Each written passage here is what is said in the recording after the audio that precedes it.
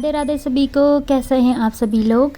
तो जी ये ब्लॉग है 2 दिसंबर सोमवार का और शाम का टाइम है, लगभग 6 बजे हैं इस टाइम पर। तो यहीं पर से ही मैं ब्लॉगिंग की शुरुआत कर रही हूँ। तो मटर लाए हुए थे, अब मटर छीलने का सीज़न आ चुका है। ढेर सारे मटर छीलने होते हैं, आधा टाइम हमारा इसमें ही चला जाता है। मटर और पालक मेथी इनको बीनने में ही चला जाता है। तो मैं सोच रही थी यहाँ पर जल्दी से मटर छील लेती हूँ और सारे छिलके रख दूँगी मैं, ताकि जब भी सब्ज़ी बनाऊँ ना तुरंत बना पाऊँ। नहीं तो फिर ऐसे ही जब कभी जल्दबाजी होती है ना तो फिर बड़ी देर हो जाती है, इसलिए मैं पहले से छिलकर सारे मटर स्टोर करके रख देती हूँ। तो यहाँ पर मैंने सब मटर छील लिए हैं, अब मैं इसको अंदर रख देती हूँ, फ्रीज में रख दूँगी। और जब बनाने होते हैं तो फ्रीज से कुछ घंटे पहले ही निकाल देती हूँ मैं, नहीं तो पकने में ना थोड़ी सी देरी हो जाती है। तो अब यहाँ पर मेरा हो रहा है नाइट के खाने की तैयारी, डिनर बनाऊंगी। वैष्णवी और इसके पापा गए हैं फील्ड पर खेलने के लिए, तो वो थोड़ा लेट आएंगे, तो मैंने सोचा तब तक मैं सब्जी बना लेती हूँ। यहाँ पर मैं बना रही हूँ, थोड़ी सी मेथी कट कर रही हूँ और एक दाना कैप्सिकम और पोटैटो और एक शलजम लिया हुआ है।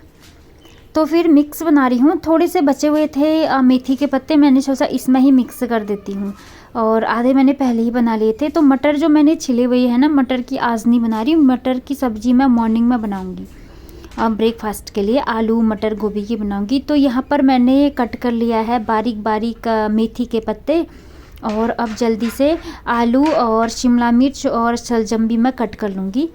तो आजकल सर्दियों में ना सब्ज़ी खाने का मज़ा सर्दियों में ही आता है। सच में ढेर सारी सब्जियां आई रहती है, गाजर वगैरह सब मिक्स वेज बनाते हैं तो बड़ा मज़ा ही आ जाता है।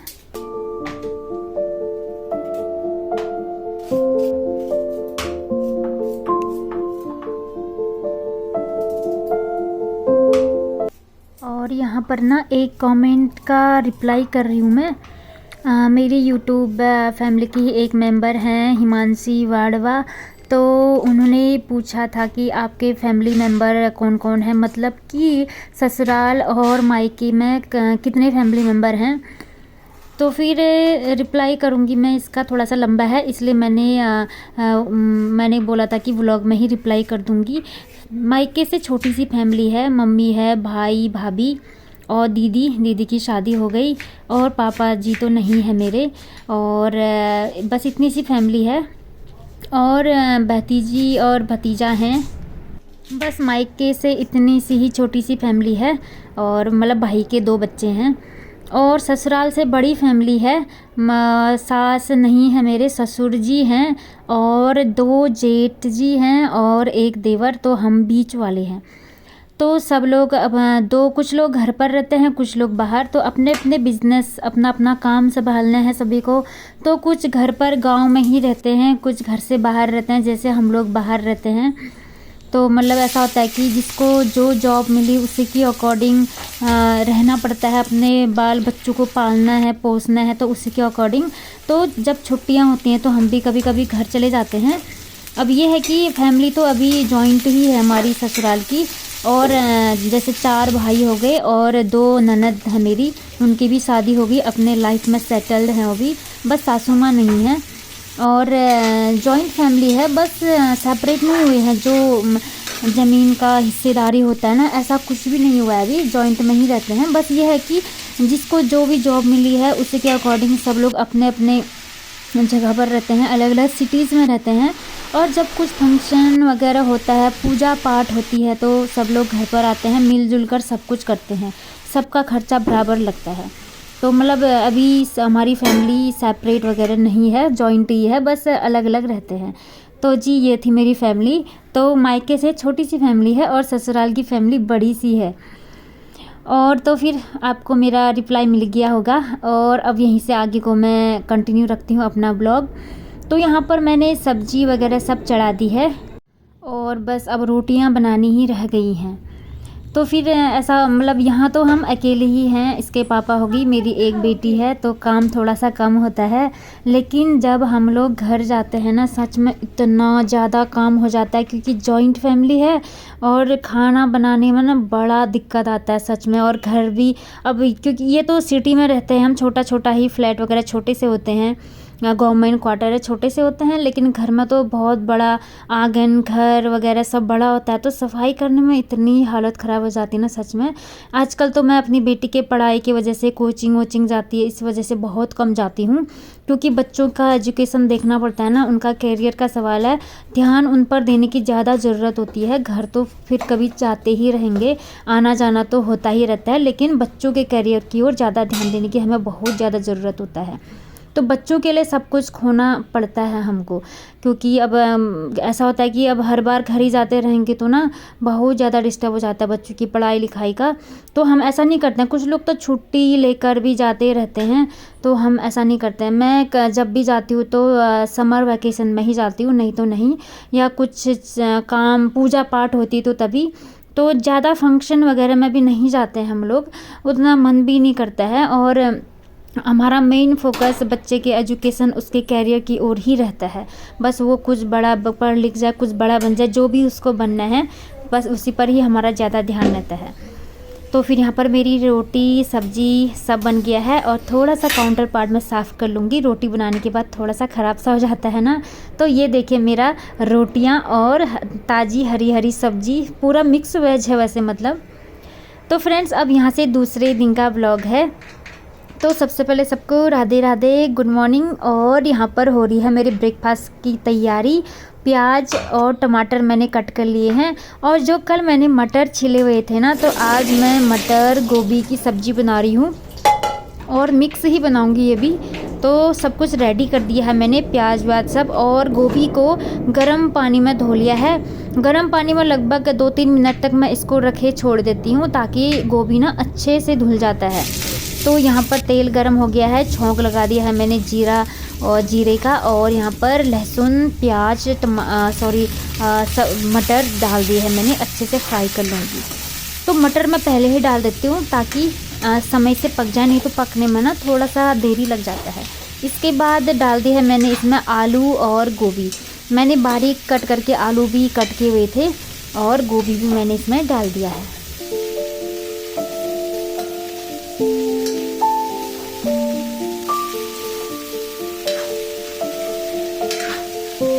अब डाल दूंगी इसमें मसाले, जो भी डेली यूज़ वाले मसाले हैं सारे डाल दिए हैं मैंने। नमक हल्दी मिर्च सब डाल दिया है, और थोड़ा सा गर्म पानी डाल दिया था पकने के लिए। और यहाँ पर बना रही हूँ मैं गर्मा गर्म पराठे वैष्णवी के लिए। और आजकल रोटियां सूख सी जाती है ना, इसलिए मैं इसके लिए पराठे ही बना रही हूँ। आजकल इसको अच्छे भी लगने लग गए हैं, पहले ये पराठे नहीं खाती थी, अब खाने लग गई है। तो सबसे पहले लंच बॉक्स इसी का ही रेडी होता है, फिर उसके बाद इसके पापा का होगा। पापा लेट जाते हैं तो उनके लिए थोड़ा लेट बनाती हूँ मैं। तो यहाँ पर पराठे बन चुके हैं मेरे, थोड़ा सा खा कर जाएगी, और थोड़ा मैं पैक कर लूँगी। खाना खिला के ज़रूर भेजती हूँ मैं।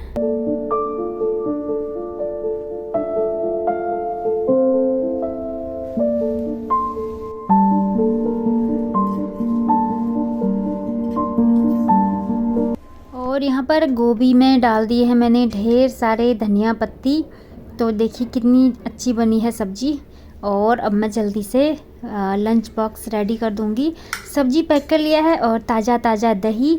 देखिए धूप में रखती हूँ मैं दूध, तो अच्छा खासा दही जम जाता है, बिल्कुल कड़वापन नहीं आता। कभी कभी तो धूप में रखा हुआ दही कड़वा आता है ना, लेकिन बिल्कुल बनी बहुत टेस्टी दही बन रही है सच में।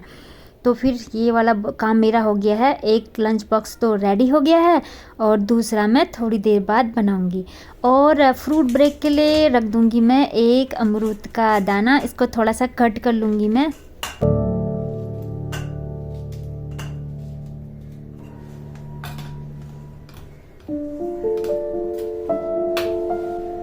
तो जी फ्रूट ब्रेक का बॉक्स भी रेडी हो गया है। और अब थोड़ा सा टाइम बचा था, तो मैंने सोचा जल्दी से और अपने लिए और वैष्णवी के पापा के लिए कॉफ़ी बना लेती हूँ जल्दी से। और जिस दिन टाइम होता है तो बना लेती हूँ, और जिस दिन लेट हो जाती हूँ ना, तो फिर लेट ही रह जाती हूँ। फिर बाद में पीती हूँ मैं कॉफ़ी चाय वगैरह सब कुछ काम होने के बाद। तो अभी टाइम था, तो मैंने सोचा वैष्णवी के फ्रेश होने तक मैं जल्दी से कॉफ़ी पी लेती हूँ, क्योंकि अब ठंड भी शुरू हो गई है हल्की हल्की सी। तो फिर मन करता है ना सुबह सुबह कुछ मतलब गर्म चीज़ें खाने का मन करता है। तो चाय तो नहीं ले रही हूँ मैं, कॉफ़ी ले रही हूँ। कॉफ़ी से मुझे उतनी दिक्कत नहीं होती है, लेकिन अगर मैं भूखे पेट चाय लेती हूँ ना, उससे बहुत ज़्यादा दिक्कत होने लगती है। तो कॉफ़ी से ज़्यादा दिक्कत नहीं होती है, तो मैं अभी मॉर्निंग में कॉफ़ी ले लेती हूँ और चाय मैं बाद में लेती हूँ, ब्रेकफास्ट करने के 1-2 घंटे बाद ही लेती हूँ, लगभग 10 या 11 बजे के बाद। तो जी यहाँ पर मेरी गर्मा गर्म कॉफ़ी रेडी हो गई है।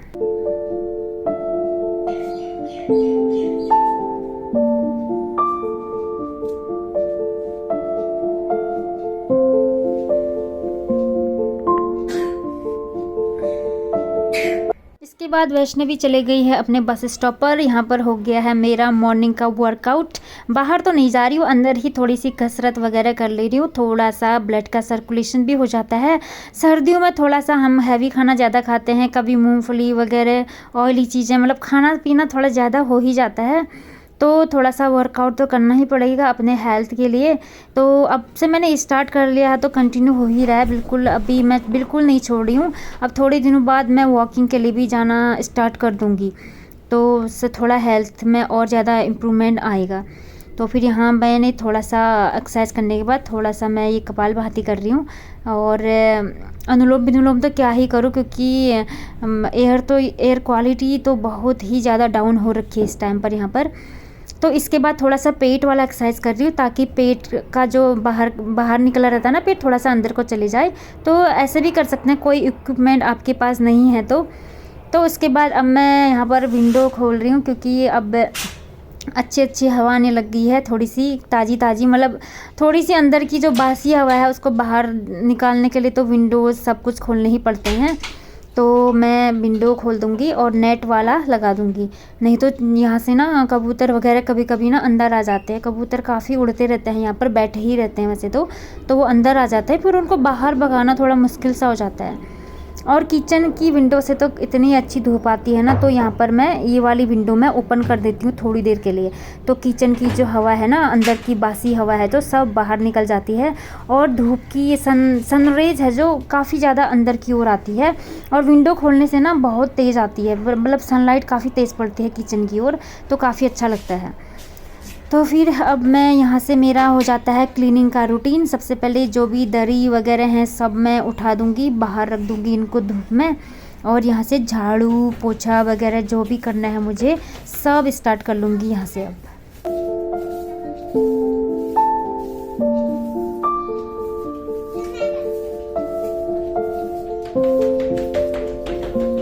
और बालकनी मैंने पहले ही साफ़ कर ली थी, तो उसके बाद बेडरूम, मंदिर वाला रूम, किचन, सब जगह झाड़ू पोछा लगाकर मैं पहुंच गई हूँ लिविंग रूम में लास्ट में। तो यहीं से फिर आगे जो छोटा सा बरामदा है उसमें भी झाड़ू लगा लूँगी।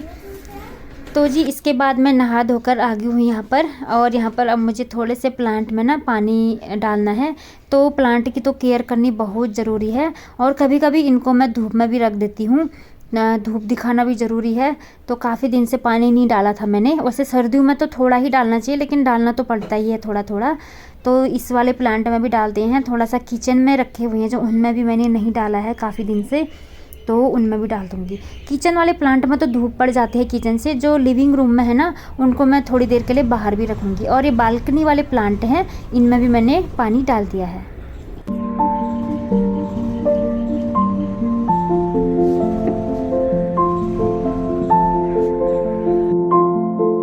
जी अब थोड़ा सा अंदर की डस्टिंग वगैरह कर रही हूँ मैं, और थोड़ा सा धूल धक्कड़ हो ही जाती है ना, डस्टिंग वाला काम थोड़ा सा आराम से करती हूँ मैं।